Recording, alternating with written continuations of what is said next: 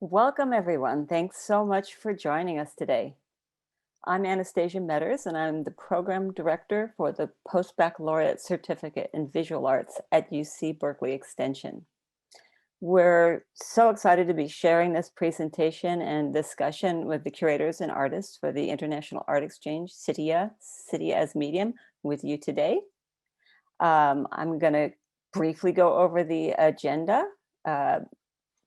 We will have a curator's introduction with Jenny Balisle and Janet Fong. After that, Janet will present the concept and discuss the collaboration for CITYA. And then we'll be introducing some artists. And at the end of there will be a schedule presented by Janet Fong, and near the end, we will have a Q&A. For this brief Q&A period that we're going to have near the end of the conversation, you can submit questions at any point, but please use the Q&A function. There's a button at the bottom of your screen that says Q&A. Please submit your questions there. And if you have any technical issues, you can use the chat function to message our media team for some assistance. We are recording this event. So without any further delay, I'm going to pass this over to Jenny Balisle, who is not only an instructor in our post-baccalaureate program, but also a curator for CITYA and the organizer of this panel discussion. Jenny? Thank you, Anastasia. Oh my gosh, I'm so excited to be here. As an instructor at the UC Berkeley Extension and a curator, artist, and an arts administrator, I wear many, many hats. And this is such a fabulous opportunity for these collaboration, the CITYA curation between numerous art education and institutions across the world, especially during this pandemic, where art can really uplift and bring people together. And so I am very, very excited for UC Berkeley Extension and thankful for them for this participation into this global project. And for further ado, I can't say enough to the curators that are here tonight. Janet Fong, myself, who wear many hats, and Juliana Chan, all three of us women who work really hard in the arts, who wear many different hats. And I'd like to first start off with Janet Fong. Janet, we met many years ago, right? Yeah. I was thinking probably 2016, and I had an art exhibit in Beijing, and it was the Shanghai Oil Painting and Sculpture Institute Art Museum. I had to write that down because I would have never remembered that tonight. And I think we just hit it off right off the bat. And can you just please share with everybody your background, why you came here today, and your vision, your curator, your experience? Well, I used to be an independent curator since like around 20 years ago, but I also used to work in several museums in Hong Kong and in Beijing. And I also have curated like quite many exhibitions in the last 20 years. And currently I'm a research assistant professor at Visual Arts Academy of Visual Arts in Hong Kong Baptist University. And that's why this time, we initiate this CITYA this year first. And for this one, maybe, I would also like to say that why we also have this CITYA in the very beginning, because of like several years ago, including Jenny, with other curators, we initiate a project. The theme is exactly the same as City as a Medium. And that's why we start to have the concept of having this CITYA last year. So do you do what? Yeah. When I was thinking of that, when we first got together and there wasn't the pandemic, and then as we both sort of tried to reimagine this concept, how did that play into what this project became? Because I know it was inspired by the social theorist. And if you want to explain a little bit more about that social theorist and that meaning behind and that concept. Yeah, because of the concept at that time, we think that well, CITYA definitely is based the theme of CITYA as a medium that revolves around the relationship between the city and art. And it is conceived in accordance with the ideas of the social theorist called Henri Lefebvre. It's quite difficult to pronounce.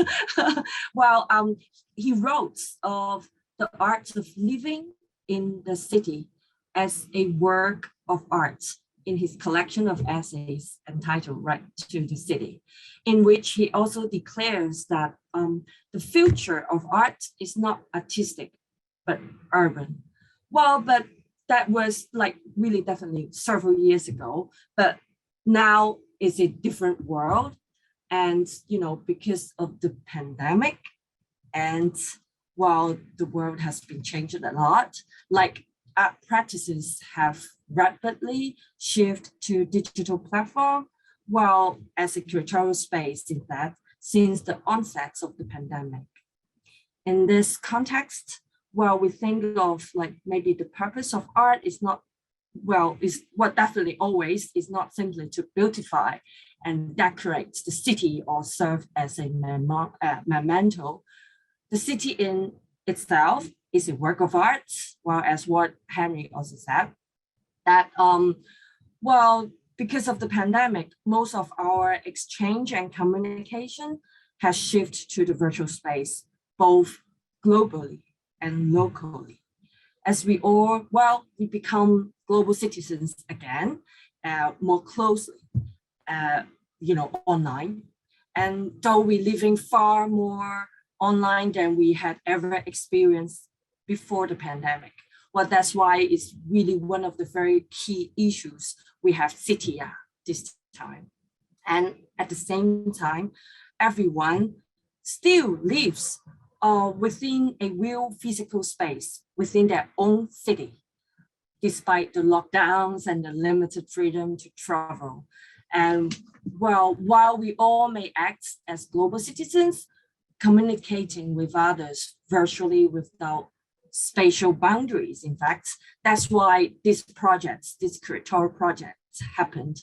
And while CITYA also wish to question how artists we interpret the art of living in both their own actual city and the virtual city. Wow, like what could the future of art entail when the very meaning of city has been transformed after the pandemic? I think that is, you know, one of the very key issues why we start this project.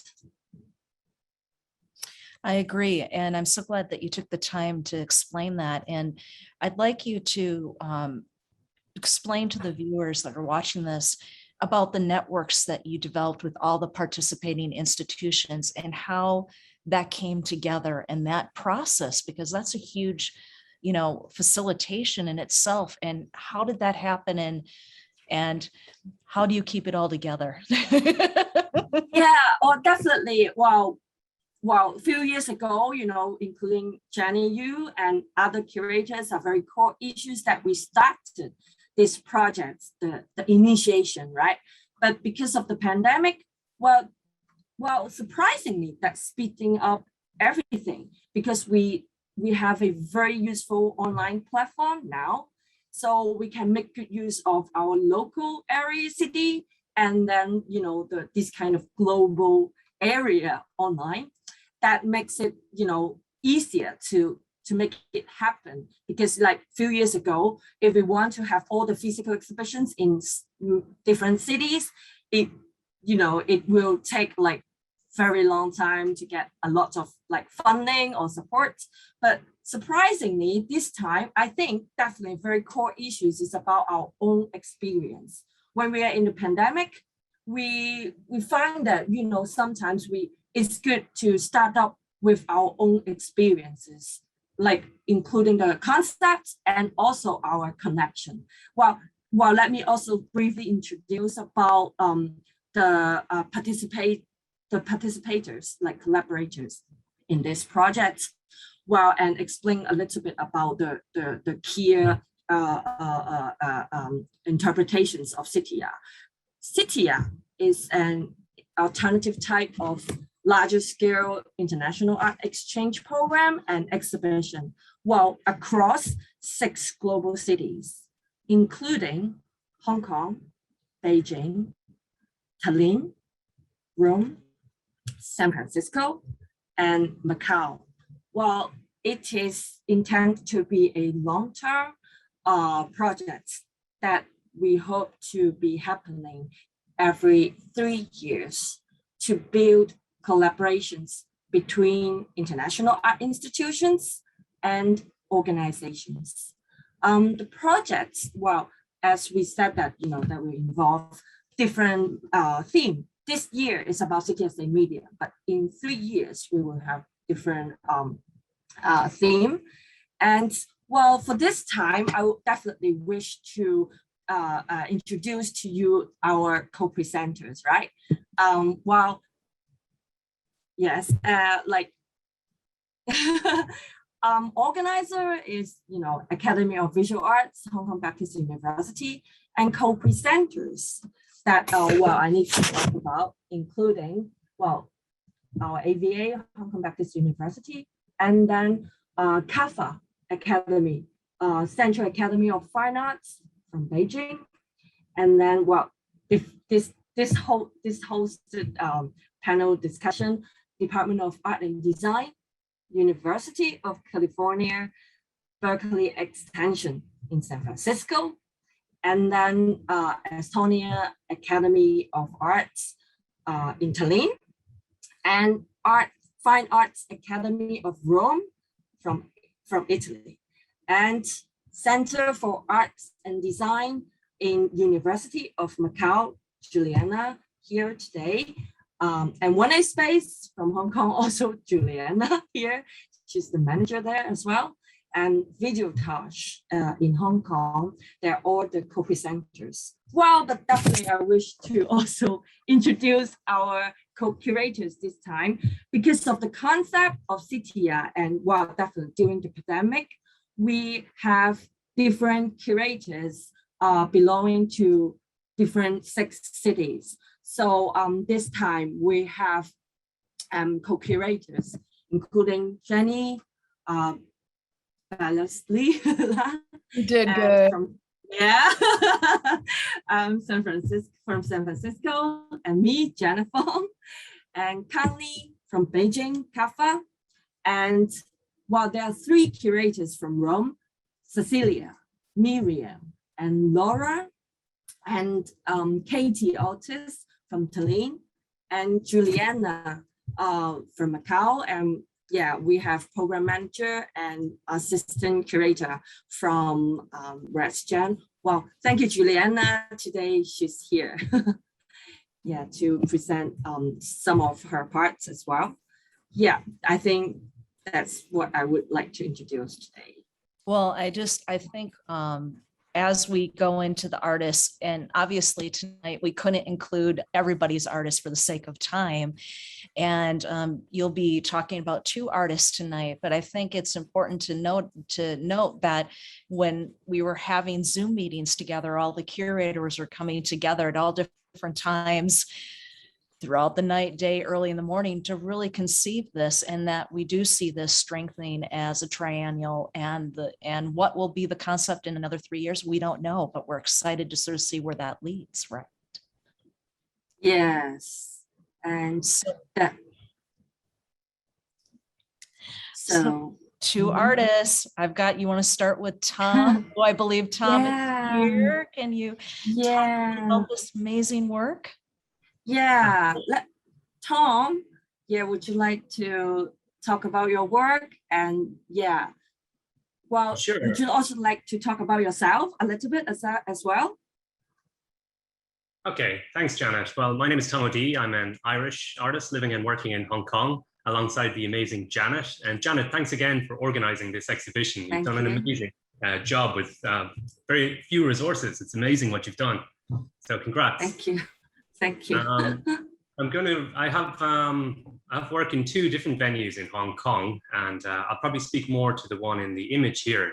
This work came about from an invitation from Janet to engage in 2 major venues. There's one near the walled city of Kowloon, and there's one in a walled village, a Hakka village in Lai Chi Wah. This is far north, New Territories in Hong Kong, for anybody who's unfamiliar. It's very rural, which is quite unusual in Hong Kong. Coming from Ireland, it's difficult for me to find a truly rural part in Hong Kong. So the invitation first, we went to this village alongside Janet, and the village itself is amazing, very picturesque. It's beautiful. There's a kind of a romantic feel to the place. It was almost or virtually abandoned since the 1960s, with most of the inhabitants moving mostly to the UK to find a better life. Beautifully, most of them kept paying their rates to keep an attachment to the place. And in recent years, there has been a revival of this particular village. So Janet also invited me to think about the idea of virtual and real experiences. So through these conversations with people in the village, with the farmers who are reclaiming land from the jungle that was farmland before, I had been working with a traditional Hong Kong neon sign maker, glass bender, with some other work for the exhibition. So it made a lot of sense to me to make this work in this field. This is an organic farm. It is a partial quote from Bernstein, where he speaks to the aesthetics of modernism, their waning and remaining, their perpetual lateness. And this phrase, I made a work of art maybe 15 years ago that with this title, and this term kept kind of floating around my mind when we were visiting the village and particularly the farm. So I had the wonderful opportunity to work with this neon maker, Mr. Wu, who's one of the few remaining neon artisans in Hong Kong working in a traditional style. So we made this sign together. I also got to work with the farmers who are very interested in renewable energy.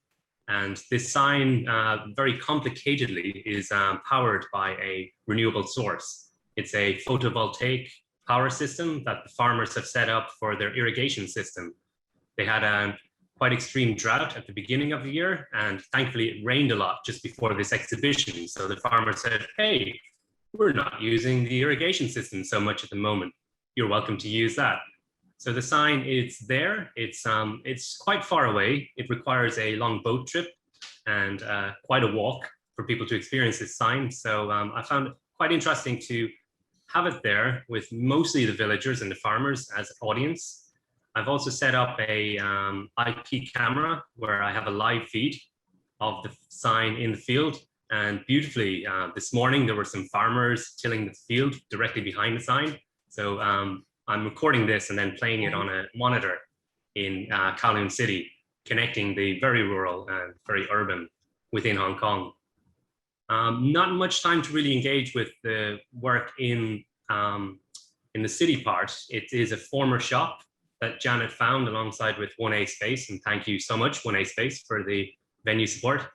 It's an unusual space, so I really got to experiment with the neon signage drawings that I had been developing alongside some other work. I think that's about 2 minutes. And you know, Tom, we have the video to play, and so we'll show them a clip of it if that's fine with you. That'd be great, Jenny. Thank you.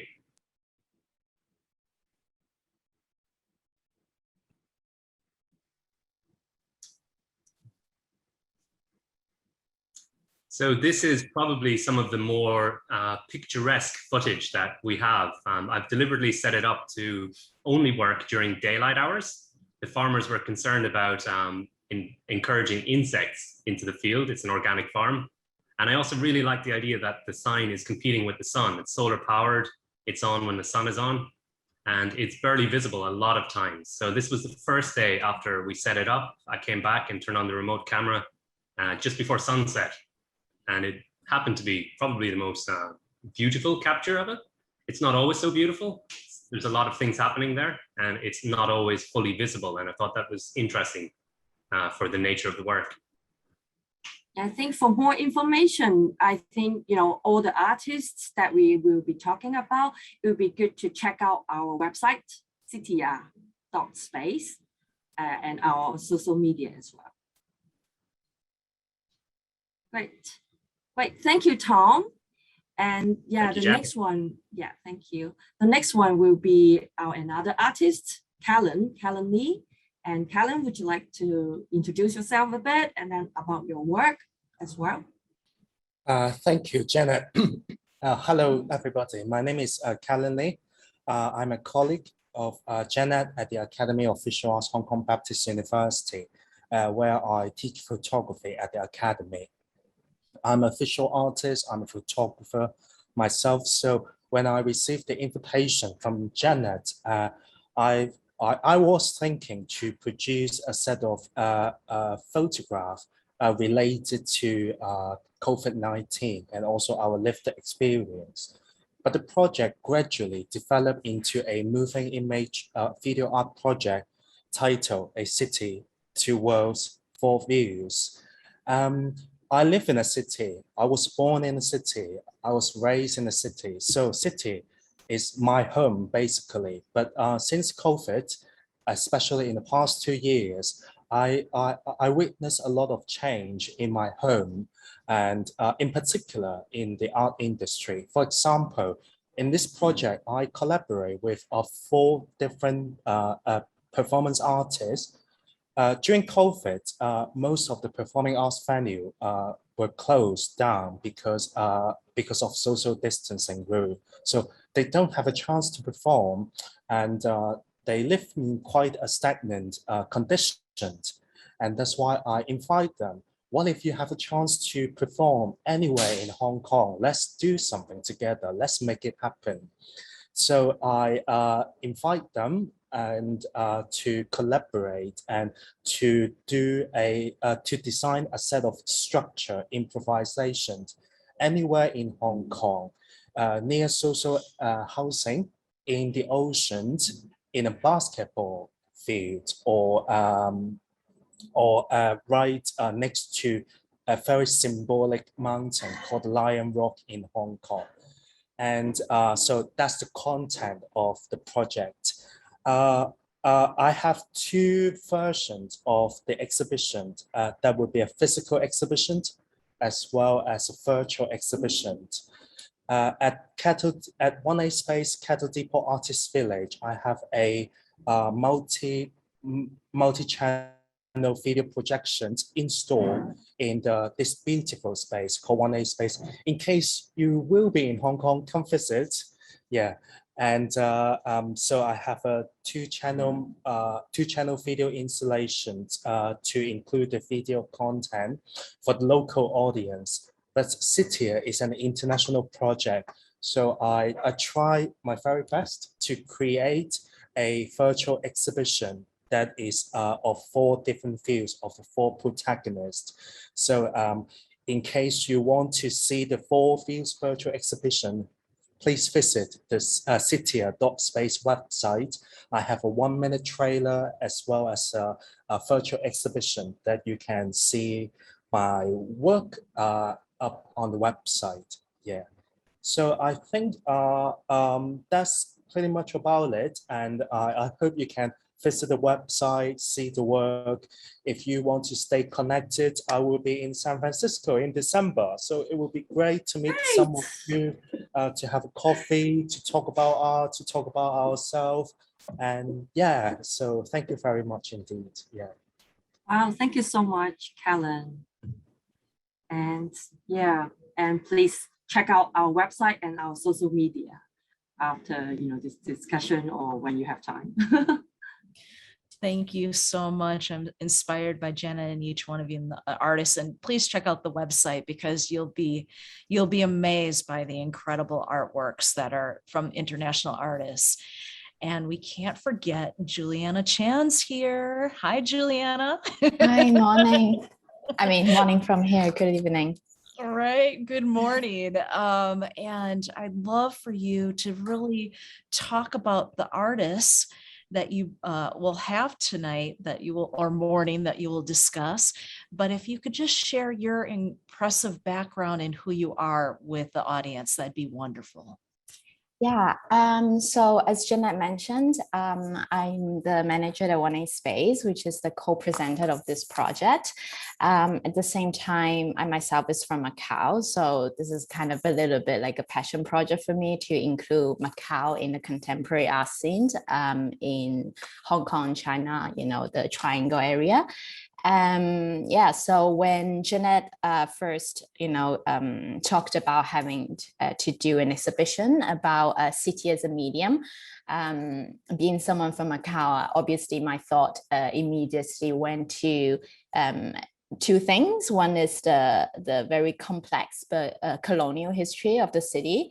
Another one, I guess you guys also talked about, is Macau being, or any city, and the experience of living in it during global pandemic. So that's kind of the cornering stone for our exhibition in the Macau side, which is both online and a physical exhibition. The physical part actually coincides with Art Macau, which is a Biennale, kind of happening in Macau, and it connects lots of galleries and universities, as well as casinos, which is a huge part of the Macau culture, and bring artworks from across the world to the citizens. Yeah. We are so fortunate for you to be here today, this morning, and I'd love for you to share the two artists that you selected to highlight for today. And I believe the first one is Lin, correct? Yes. So Lilane's a photographer. So just a little bit background on her. She's a photographer. She's a new media artist. She's also a filmmaker. She's graduated from the University of Missouri, Columbia, and has been working in different exhibitions international-wise. This particular one that it's included in CITYA is called Shape of Water, and it's realized during the global pandemic. So as you can see, it, you know, on first glimpse, it kind of definitely recalls a little bit of the Chinese Inca, you know, the very distinct black and white. But the choices of this monocolor actually reflects on Linne's interest in science fictions. So the Shape of Water, it actually refers to a Chinese sentence called 沧海一粟, which literally means the connections between a drop of water and the vastness of the ocean, how a drop of water is always ready to be re-embraced, and you know, something very small, isolated, and then ready to be reconnected to the cosmos, the biggest scheme of nature. So I think the work also touched on our relationship with nature, or our particular strong yearning to be reconnected with nature during the global pandemic. I mean, you know, art has always been something that is considered art for art's sake. It's not utilitarian, but somehow during the pandemic, a lot has been said and a lot has been discussed in terms of the power of art. And right, there's nothing wrong with, you know, looking art through that lens, but I think here we're also trying to see or reiterate that the power of art really stayed in its ability to connect to the very basic human needs, but also its power to communicate, to to convey what it means really to be human. It's a sound so the video has sound as well. I don't know if you can hear it, but the background noise is actually the sound of well. That's, I think it's blue well coming. Like, it's very eerie. So yeah, that again is kind of the relationship between urban as someone who is in lockdown, but also that is tying to something much bigger, like the mother nature from without. Yeah. I agree with you, and we have the video to show.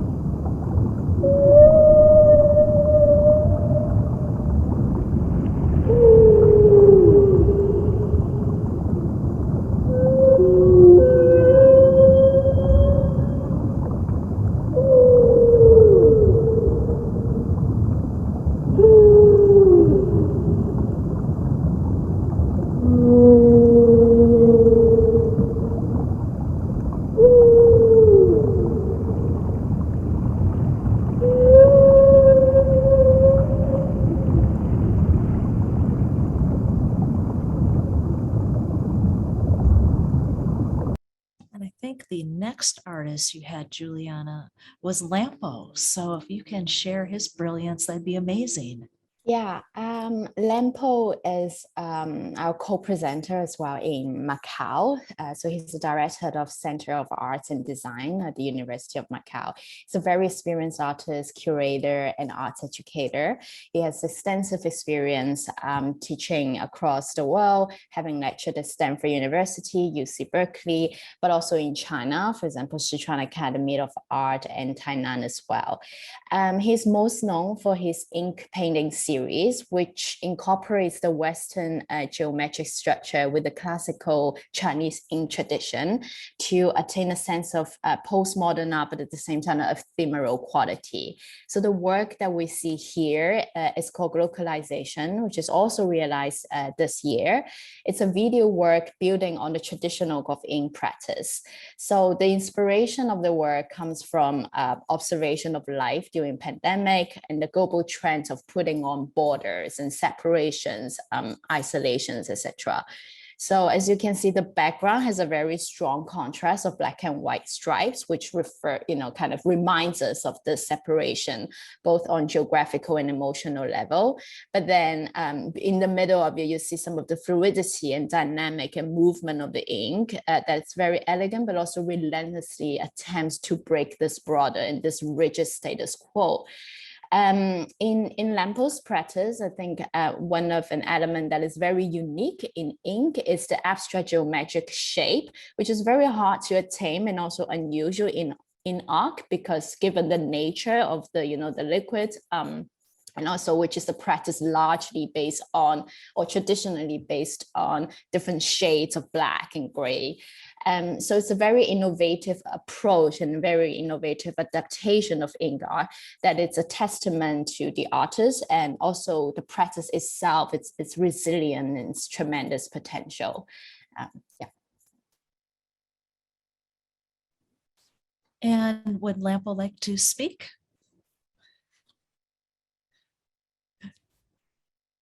Good morning, everyone. I did not really plan to speak. It's early in the morning. Normally, I'm not getting up that early, but I think Juliana gave a wonderful presentation, and as an artist, I would like to let the curator speak, and I'll just do the work. I love your perspective, Lampo. And I also appreciate the real depth that you have in your work. And Juliana, I could sort of see sort of this cohesive element in the artist that you selected. And I just wanted to ask you, was there this aesthetic and conceptual tie throughout the works you selected? Yeah, like as I was saying in the beginning, like the two very cornering, the two anchoring point we took was the experience of pandemic, and on top of that, on top of that is the experience of what it means to be an artist living and working in Macau with its own, colonial history, but also as a city, Macau is unique in a sense that it is the resort city. It is a gambling destination for Asia, but it's also a UNESCO site. So anyone who visits Macau will have a dual aesthetic experience. One is slowly built and unfold with the historical event, and another one is fast paced. It's about excitement. It's about flashy lights that has its own Tour Fair and Venice Canal. So it's the contrast of those two experiences, and on top of that, what does that mean? Then we are in a lockdown and experiencing that basically anew. When the casino is kind of closed and no one is allowed to come in and again, that obviously one's experience with that is different. It's eerie. It's almost uncanny. So yeah. Well, thank you to Lampo, Juliana, for showing up this early this morning to share your background in this and these amazing artworks. Thank you. So look at where we're at. We're at UC Berkeley Extension and UC Berkeley. And as an artist and curator, I participated in this curation as an artist.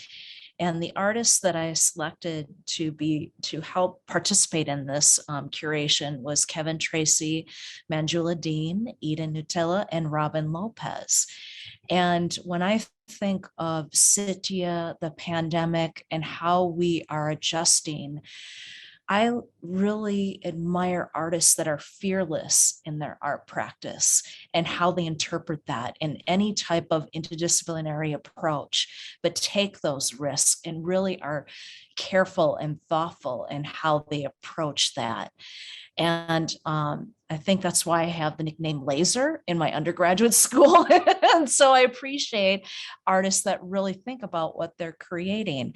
And for almost, I don't want to date myself, but almost 25 years, I've been a full-time artist and basically an advocate in everything that I do, and including curating, writing, and being a UC Berkeley Extension instructor. So when I was talking to Janet about this concept about CITYA and how we would approach this, I created this Saturday night series, how I would document remnants of litter in which they become the self-portrait of humanity near our Pacific waters. And that, all these things from the pandemic, this litter becomes this, and how do we connect the natural world and the man-made world during this experience? And during this time, I've collected here in America, we get a lot of scam callers and people that call us on our cell phone trying to get our private password information, any type of thing from us, you name it. And so I've collected them on my phone, all those messages. And so in a manic attempt of sort of how we feel isolated in this pandemic with outside, even though we're alone and we can't, really interact as much as we used to in the past, we still have these outside forces entering us through our devices. And so I just would like to show a 1-minute clip of this. DirecTV to let you know that your account is qualified for 50% off. In order to obtain the discount, kindly call us back on the number you see on your caller ID. Thank you and have a great day. Yes, this is Carol Duncan. I'm calling in reference to your federal student loan. I need to discuss your repayment options with some new changes that have taken effect recently. So give me a call back. My number is 866-419-7997. And I'm going to give you a reference number. If you would just have this handy when you call back, it'll make things a lot easier. Security Administration. Number to reach department is 908-952-2196. I repeat, it's 908-952-2196. Thank you. We buy classic cars, trailers, RVs, any type of vehicle you got. Refer me to your friend and I'll give you a referral fee. Call us today. Let us know what you have. Hello, imported subscriber. This is an important message from Contra Costa County Community Warning System. Shelter in place in Richmond near Interstate 80 and Hilltop Road due to chemical fire. This is a message from the Richmond Police and Fire Department. And so I feel like we've all felt that point in this point with the pandemic. And so the next artist I wanted to introduce that I selected was Kevin Tracy. And I know Kevin's here. And, I selected students that got really great grades from me. I'm going to embarrass you, Kevin, and Manjula and Eden. And so if you'd like to just sort of share who you are and your background and your 2 artworks. Sure.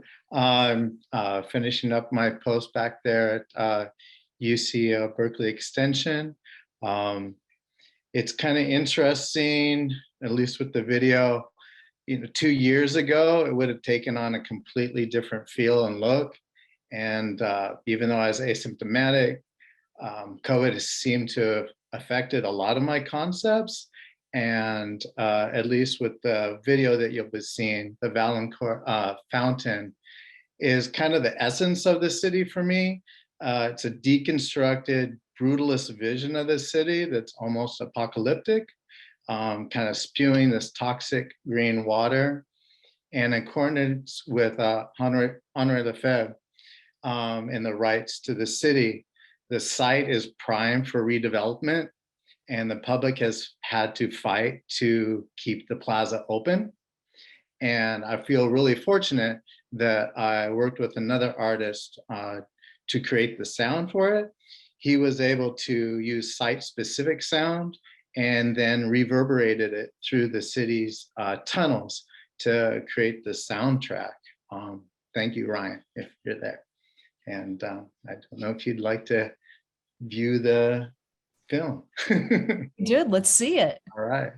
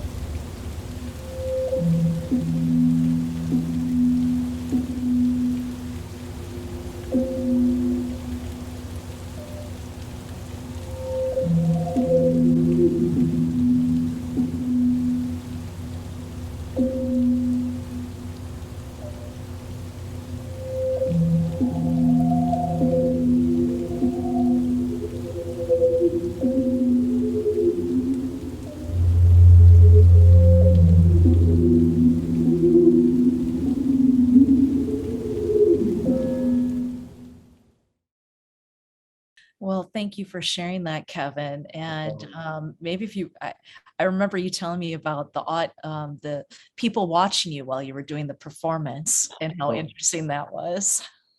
I was really hoping like to be, like just isolated and alone, but we had quite a few homeless inhabitants that really enjoyed the show and kind of were camping out. And so, yeah, it made it for an exciting experience. So. Well, thank you for participating and sharing your art practice with us. Thank you, Jenny. It was my pleasure. And thanks for the show, Janet. Appreciate it. Manjula Dean, I see Manjula Dean here. Hi. Hello. If you'd like to share sort of your background and your practice and what this process led today and the work that you're creating in response to the pandemic in the city. Yes, well, I originally have a degree in art from UCLA back what feels like a million years. Went back to school to get some structure back into my art practice and to dig in deeper. And so that's how I ended up at the Visual Arts, the post-bac program at Berkeley Extension. So, yeah, I am recently moved to the city from living for about a dozen years in a really rural area. So Jenny, it was an interesting experience to be invited and an honor, but a very interesting experience to be invited to think about the theme of the city, because I haven't really been a city dweller for a long time. And so I started thinking deeply about it and had the opportunity. So I had the opportunity to be in Europe actually for a lot of the summer. And before leaving, in thinking about the city, I went to San Francisco and I did a photo shoot because I'm very much into photography and drawing and some of the traditional mediums. And I was really struck about my own sense of feeling alien there. And also walking around, and because of COVID, this sort of emptiness of the city, and that the people that I was running into were mostly homeless, mentally challenged, or kind of like had blinders on and this sort of feeling of anxiety. But I took a lot of photos in the financial district. And then not very long after that, I found myself in these medieval towns and cities of Europe. So this sort of contrast came to me about history and how humans live in cities and what are the sort of structures of power. And I was struck a lot by the number of churches and you know, my own complicated experience of religion, church, the institution of the church, but I was appreciating some things about sort of the smallness of the scale and humanity, the scale that people lived in those earlier periods of time, instead of kind of beneath these sort of powers of tower of corporate financial world that we experience. So something about all of that was resonating for me when I heard this news. You know, I had this image of the coyotes that came into the city in San Francisco. It was just so, it really struck my imagination, and something about those ideas, I just kept picturing the coyotes in the city and this sort of joy of thinking of coyotes taking over. I don't know how to explain that any other way. So I wanted to bring some of that kind of that imagination into this series of 4 montages of drawings of coyotes and this kind of old and new city together. And then this other piece. Yeah, I was just going to say, I'm sorry to interrupt you, but I'm interested in how this carbon yantra, this video and that movement, if you could share that, because this is fascinating. Yeah, sure. So this was actually a macro photograph that I had taken probably about a year ago of this. It's literally like dirt in a windowsill, and it's something I'm very interested in. And I always appreciate is sort of the macrocosm and microcosm. And that photograph to me kind of looked like both the tiny and the vast at the same time, and something just so organic and natural. But so I kind of worked it into a kind of what I felt like was both a physical and kind of a mental space that felt organic but also kind of cosmic and vast. And I had this impulse to connect the lines, and I actually did, but I wasn't happy with the result. I actually did this, you know, I did it digitally, but not as a video. So when this opportunity came up and I realized that I could actually make a video, a very simple video, because it's not really this is new for me to work with movement at all. I realized that to show this sort of clogging up of lines drawn could kind of communicate a lot more than just the non-movement, you know, the just showing lines in this space. It didn't really have the same effect. So I was really excited to just draw all these lines and kind of record them, and hope to get this feeling, kind of this gut feeling of connection, and then also sort of the clogging of space, the clogging of our physical world as well as our internal space. And we have the video to show everyone.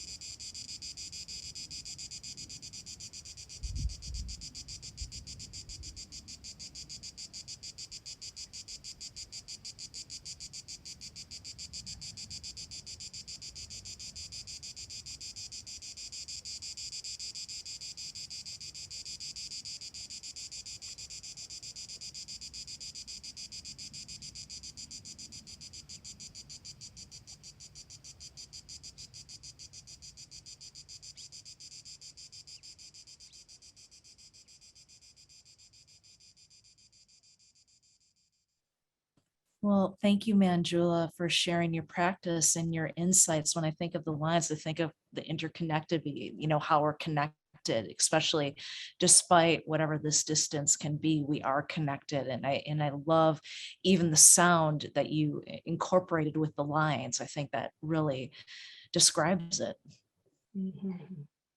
Thank you. Thank you, Mitchell. Thank you. Oh, and I know Eden is here. Hi. Hi, Eden. Can you share your brilliance and tell us a little bit about yourself and the meaning behind the artworks for this exhibit? I would love to. So hi, my name is Eden Noodla. My pronouns are they, them.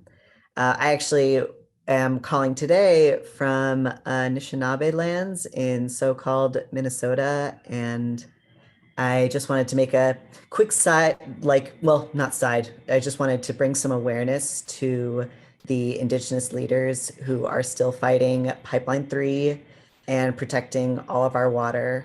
I also wanted to express deep gratitude to Janet for leading this exhibition and to Jenny for the opportunity to show my work. And then to all the curators and artists, and as well as to everybody who is watching today, thank you so much. And it's been a pleasure and a privilege to be included. To introduce a little bit about myself and my work, I have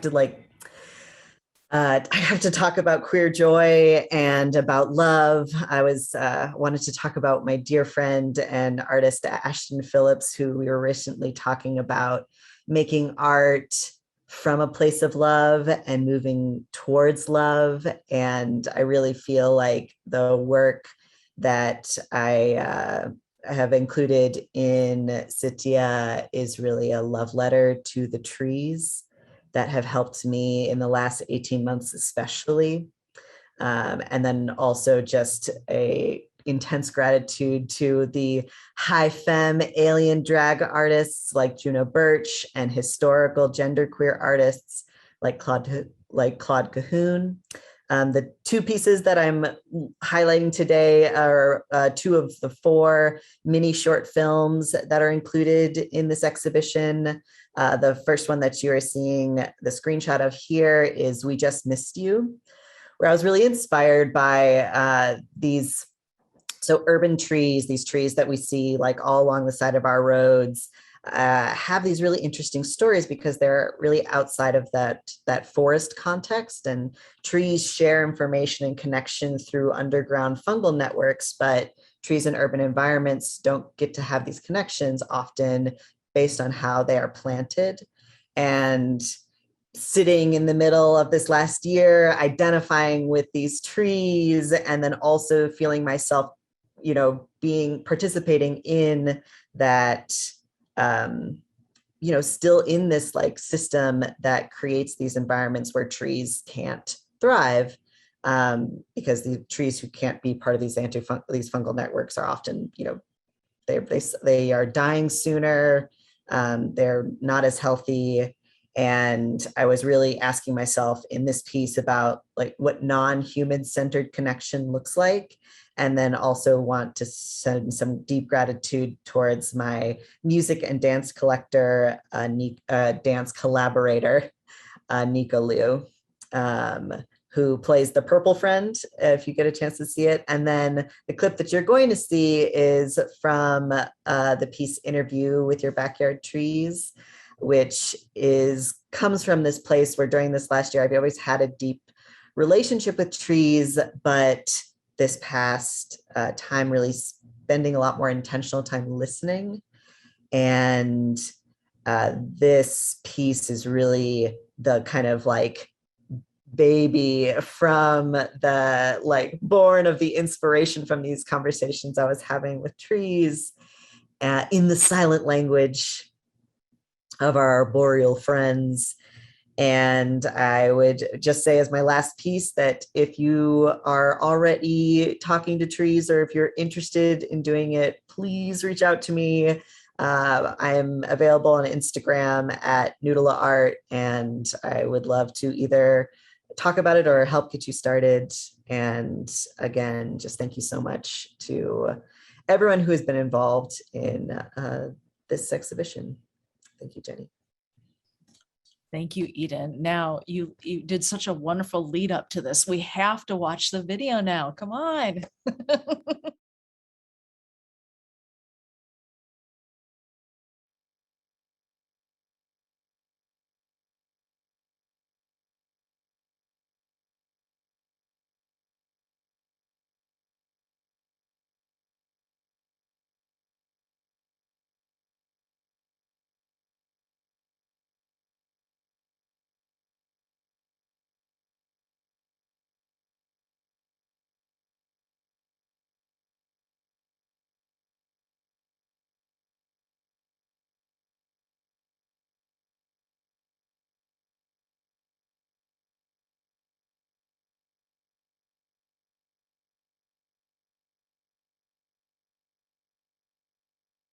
Thanks again, Eden. And please check out the whole video on the CITYA website and also follow Eden on Instagram and the website here. Robin, I think you snuck in. I think I saw you somewhere in here. Yes, I'm right here. Hi, hello.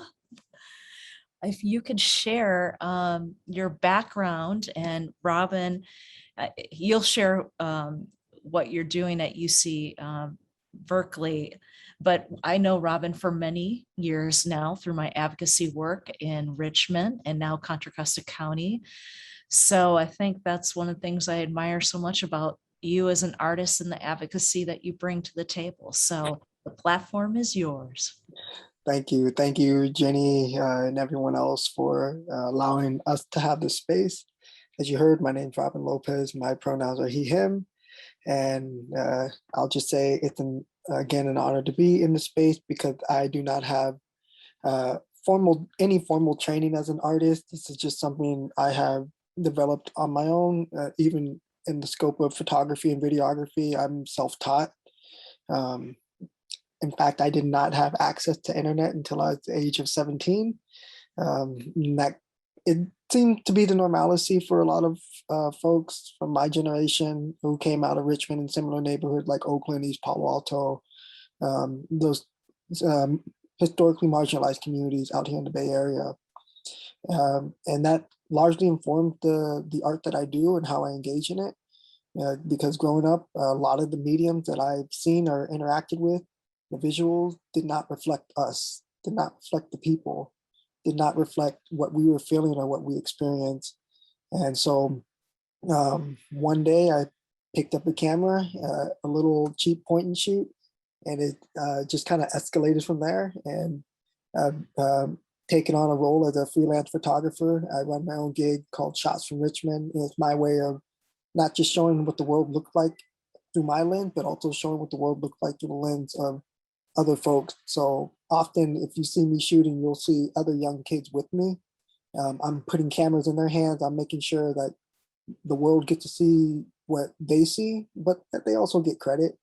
And so that is what brought me here. And I will share too, what has also brought me into photography and videography is my passion, my advocacy for mental health. I had lost a best friend in September of 2010, and he had died by suicide. And when he passed, I realized I only had like 3 photos with him. This was my best friend. This is who I grew up with. This is someone who I did everything with. And that really bothered me. But it also let me know like I really enjoyed life with that person, that we had fun. But it bothered me that I didn't have any moment to capture. And so that was a big reason why I picked up that camera one day and just started shooting away and making sure I can capture those moments for other people. And then that just morphed into trying to capture bigger moments, trying to capture these moments of social unrest, protest, street mural art, these weird incidents that happen around the community that don't get picked up in the media with interactions with law enforcement. Our calls for climate justice. As you've seen on the previous screen, my formal background is a scientist. I worked with the U.S. Department of Energy as a researcher. I've been there for 10 years at the Lawrence Berkeley National Lab. I'm also finishing up my PhD at UC Berkeley in environmental science, policy, and management. I would say that's not bad for someone who didn't have access to the internet until age 17. But I stand here before all of you today, or sit here before all of you today, as an example that there's so much untapped potential in our communities, whether through the creative lens or through science or through the humanities. If we just give people an opportunity for their world to be seen and to be heard and be visible, this is the outcome, this is the product. And you see some screenshots from the 2 slides that Jenny was switching back and forth through, but those are screenshots from a couple of the video projects that I've been working on. And the video that we're going to show is the one hashtag Richmond Speeds Urban Murals of Richmond digital video. And I think, and I would like you to just sort of explain how important public art is to, our experience and to community, and why you highlighted it. Oh, Jenny, you opened up a can of worms there. Public art is extremely important, extremely valuable in the sense that it's art that's not traditionally found in the physical spaces of these walls of art centers. What makes public art so unique and so amazing is that it's artwork that tells history, it tells stories. It's generational knowledge that is known in the community. So you could walk through places like the Mission District or down 23rd in Richmond, or through certain parts of West Oakland, and you could see the mural, you could see the art, but you could also literally walk through a time machine. You're visually experiencing the stories. And that's what makes mural art and street art incredibly valuable to our community. Whereas some people might see it as criminal behavior or graffiti, I see it as art. I see it as a way in which our community is able to showcase our history through our voice, through our lens, through our creativity. And so the video that Jenny had selected, Mural Art to the Richmond Greenway, we have a vast greenway network in the city of Richmond that used to be railroad tracks. It has now since been converted into beautiful green space with an edible garden. The community collectively worked to support it. We don't get much support from the city of Richmond itself. It's all mostly volunteer driven to maintain it. But along this beautiful greenway is a lot of beautiful artwork. You're probably going to see some work from folks like Rebecca Garcia, David Soli, Deonta Allen. Those are like my 3 go-to mural artists in the city of Richmond. But yeah, feel free to take the reins from here, Jenny, and show. Thank you, Robin. And let's see the video.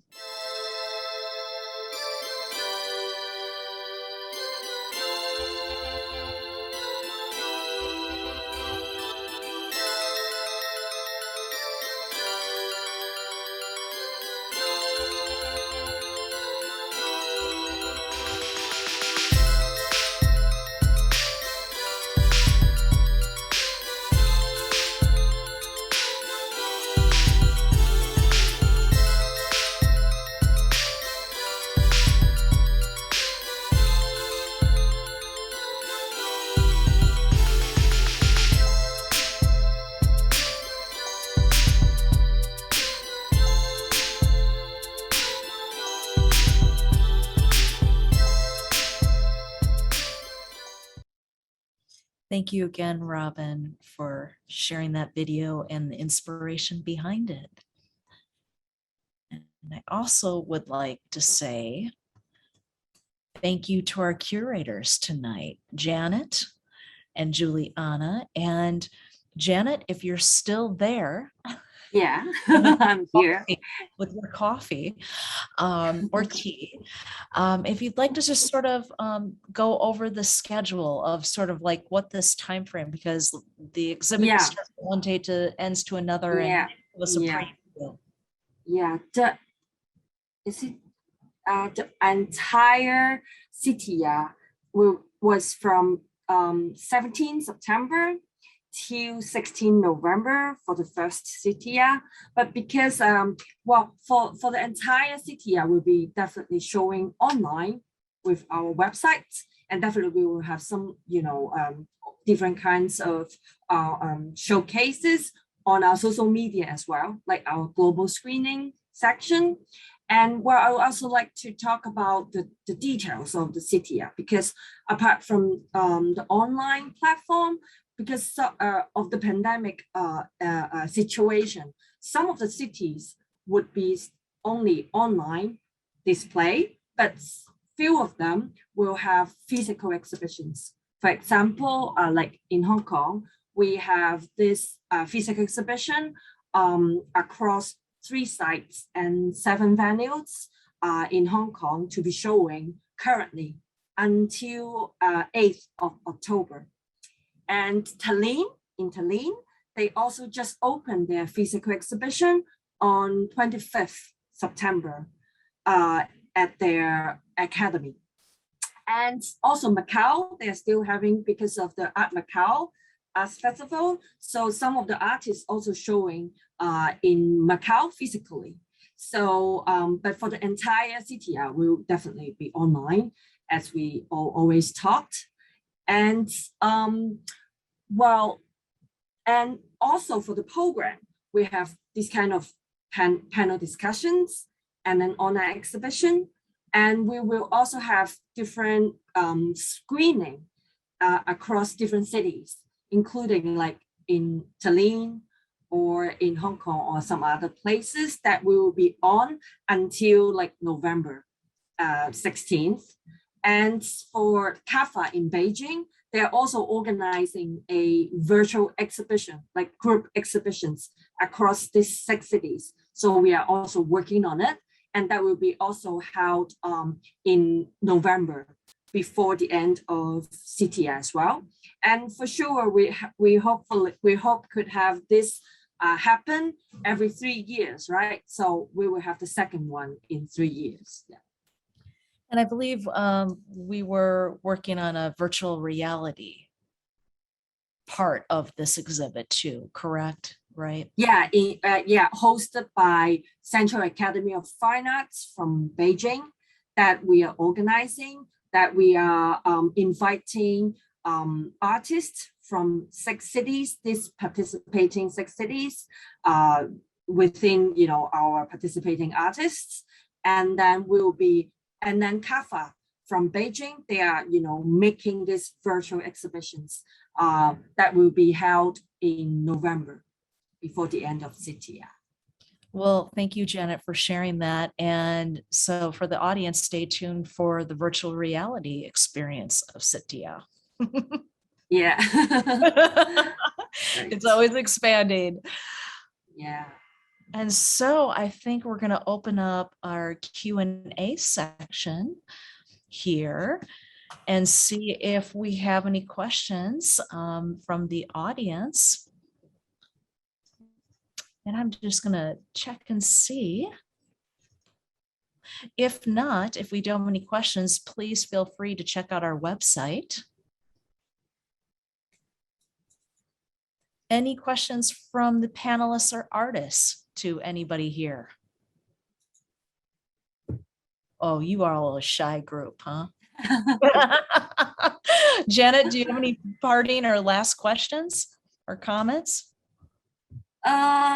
Well, definitely for me, I don't have any question at the moment, but I really appreciate a lot for all the people here, or participating this CITYA, and also helping us for having this CITYA happen now and for the future, because I believe CITYA would be a long-term project that needs more people to get involved. So these first time collaborations are very essential and important, that I think definitely I'm really appreciate all the people get involved, including the artists and curators and the presenters, etc., etc. And definitely the audiences are very important for audiences to get involved. Yeah. Well, I want to say thank you to everyone, but I am going to pass the baton over to our amazing Anastasia for closing remarks. Oh, thanks, Jenny. I just would like to thank the curators and talented artists of CITYA for sharing your wonderful work and creative process with us. It was really interesting. And I wanted to give a very big thank you to all of you who have joined us today. If you are interested in finding out more about CITYA, I think that the website has been shared in the chat, but I will also mention that it's citya.space. And if you're interested in learning more about the programs here at UC Berkeley Extension, please check out our website at extension.berkeley.edu. Thank you everyone so much for joining us today.